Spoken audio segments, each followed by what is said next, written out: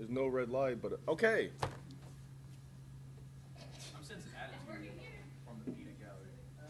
All right. Well, here we go. Welcome again to our last day of Woodward Academy Debate Week. Once again, I have off to my left Miss Maggie Berthiaume, and off to my right, I have Mr. Bill Batterman. We have one debate for you all today, and it's a debate involving Dylan and Eric. Dylan essentially be playing the role of Malcolm X, and Eric will be playing the role of Martin Luther King. And the subject of this debate is the distinction between violence and passive resistance in order to achieve civil rights goals. So without further ado, we'll turn it over to Eric, who will be arguing from the perspective of Martin Luther King. Eric? Am I good? All right. Martin Luther King was a great activist for the civil rights movement, and he fought with peace. You can see that this method of fighting for peace was effective because Malcolm X had a large amount of followers. He did a lot of work with a lot of different people, not just blacks. He showed America that fighting with your brothers and fighting together is better than attacking one group of people and attacking someone to achieve what you want. Martin Luther King was a pastor's son. He gained a lot of his vocal and just auditorial skills from his father. So when speaking about peaceful methods, peaceful ways of fighting for freedom and justice in America, he was very successful. He spoke to large crowds. His largest crowd during the I Have a Dream speech exceeded 250,000 people. This shows that people would rather come to hear a speech about someone who's giving a positive message, someone who's preaching about peace and about brotherhood and about togetherness. Martin Luther King didn't always start off as a large speaker with large audience and large crowds, but you could see over the span of 4 to 5 years in that range, he gained a tremendous amount of followers because of his peaceful message, because of his nonviolent approach to fighting for his civil rights.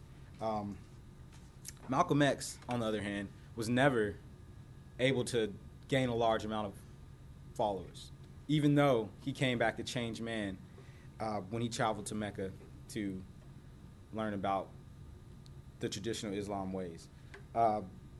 And this is because of his original message. People didn't want to hear about killing whites and killing people and lots of murder and destruction, because we came off of a big war following the war in Vietnam, following the Korean War, all the wars that preceded the civil rights movement.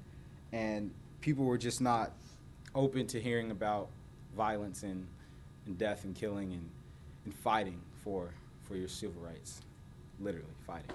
Thank you.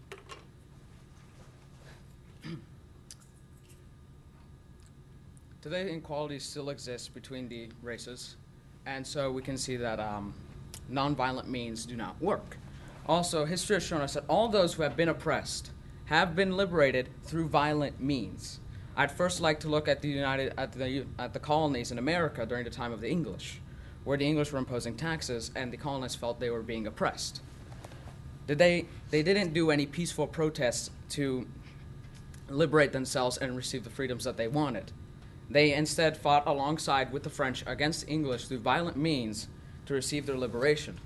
More recently, in Rwanda, there was a genocide in progress between the Hutus and the Tutsis, where the Hutus were the majority of the country, and they were attempting to kill off the Tutsis. Now, liberation for the Tutsis, their freedom and equality, came only by the victory of the rebel forces, not through peaceful protests. Whoever is stronger will always be the one who has the more control. As we can see with the Roman Empire, they defeated the Gauls, the Carthage, the Macedonians. They later fell because they became more peaceful, started allowing barbarians in, and stopped their stances. In the situation of unification of Italy, for a long time, a lot of Italy was under control from foreign rule. In Naples, they were under the Bourbons, who were French, and in Milan and Lombardy, they were under the Austrians. Now, in Italy, those people were not freed through nonviolent protests, but only through violent uprising. Giuseppe Garibaldi landed in Sicily and led a campaign up north into Naples, and so the south was liberated from the French rulers. And then it was joined into the unification of Italy. In the north, Milan and Venetia were liberated by Piedmont, Sardinia. Furthermore, if you look at a common example of nonviolent protest is India. If you look what happened in India, violence still created, and they would even split. Nonviolent protests failed there. In short, nonviolent protest doesn't really lead anywhere. It gives temporary success, but violent action is what gives power, is what liberates people. Okay, I disagree with that because history says that these attempts to achieve peace or freedom or whatever they were attempting to do, they were obtained quickly and violently. And in the long haul, that is not as effective as peace. When you attack a nation and you slaughter a lot of people, there's a long-term effect of that. People remember that for a long amount of time and hold a grudge towards that. Nonviolence, though, does take more time. Going back to Martin Luther King and Malcolm X. Malcolm X was killed 3 years before Martin Luther King was. And that was 3 years that he could have had to preach his new message he got when he returned back from the Hajj in Mecca. Martin Luther King, because he had such a, not necessarily long, but he had a substantial amount of time to preach his message and get it out there to the people. And people rally behind someone who has the courage to actually talk about peace and talk about brotherhood. Malcolm X, on the other hand, he just didn't have the time. His peaceful methods were cut short, and he didn't have enough of a time period to get out his new peaceful message. Yeah. My opponent here says that violence is ineffective because it doesn't last.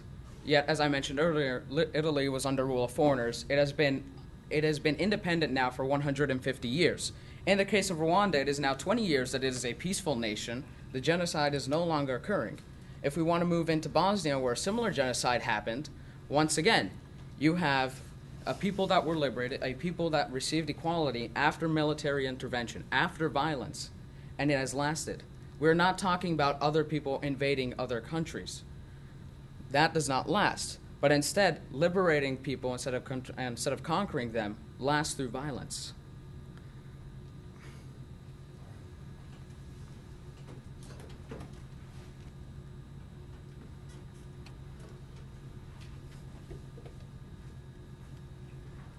All right.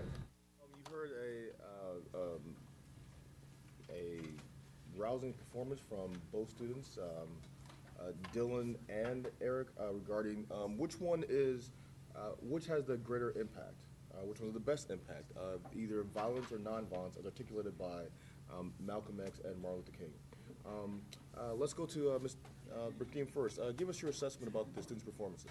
Yeah, I thought they both did a pretty good job. I think that this is a topic that is most tied to some of the historical elements that we're looking at more than some of the other debates we've seen this week, and I thought they both did a good job of weaving in historical events and even referring to sometimes the same historical events to explain why one strategy or the other was better. So I thought that was a pretty useful technique. Okay, Mr. Bannerman, what was your assessment between the issues of violence versus nonviolence? I agree. I thought they both did a good job. The issue of how violence works in terms of securing rights within a democracy, I think, was something that Eric focused more on, whereas Dylan talked about liberation from nations that have taken over other nations. And I think if the debate had been more focused on one or the other, I think it would have been better. But I thought that Eric in particular did an excellent job of directly contrasting the political strategies of the two civil rights leaders. All right, and that's what debate is all about. So we have one more minute before the class is over. We are all dressed casually because today is actually spring fling. This is the last for this particular class, my 6th period U.S. history class. So we're signing off. Thank you very much for watching, and tune in next time. All right, the bell.